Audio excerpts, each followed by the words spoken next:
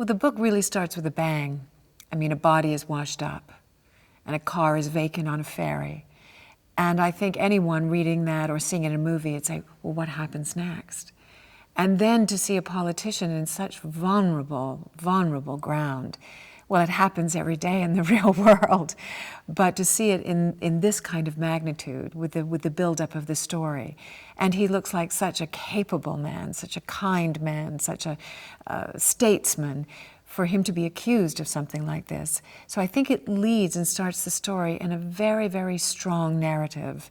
And I think that it catches the audience's imagination. I know it did for me reading the book. I think that her support of Adam Lang is unconditional. I think that she feels so highly about him and the way he conducts his business and who he is as a man. She has tremendous respect for him. So I think that she feels that if in this decision to do what he has done, in this politically incorrect atmosphere, that he made the right choice, the only choice that he could. I think Roman is a wonderful director because he leads the suspense. You follow him. You can't stop looking. You need to know more. And that's what I've heard him say sometimes, even in a camera move. No, we need the suspense. Don't be so literal.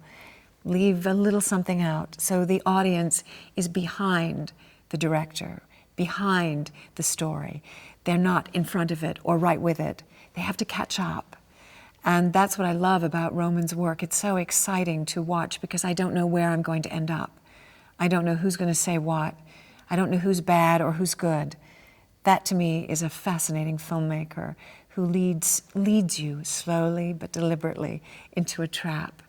And then, you know, you have, like the characters in the film, the same kind of climactic effect. It's really thrilling to watch. Well, I think Pierce is incredibly appealing, you know, which I definitely think a politician needs to be. He's incredibly charming. I mean, he was James Bond. So there's that ease, but there's also a vulnerability about him, which I always felt with Tony Blair. You know, his eyes would tear up, and he was the people's prime minister. And I feel that there is that naturally in Pierce. You feel it about him. He has an air and a sophistication, and you can approach him very easily, as people do on a daily basis.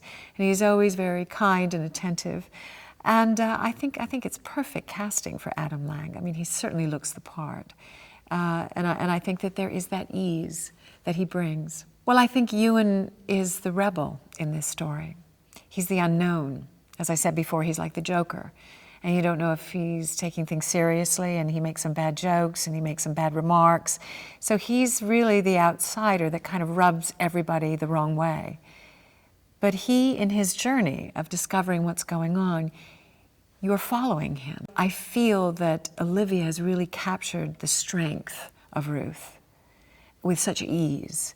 And at the very last scene, you can see she too is a victim of this regime. She too is a victim of this political, plot. And you kind of feel for her as well, because you see that all of these machinations of what she was going through, she was actually in quite a bit of pain.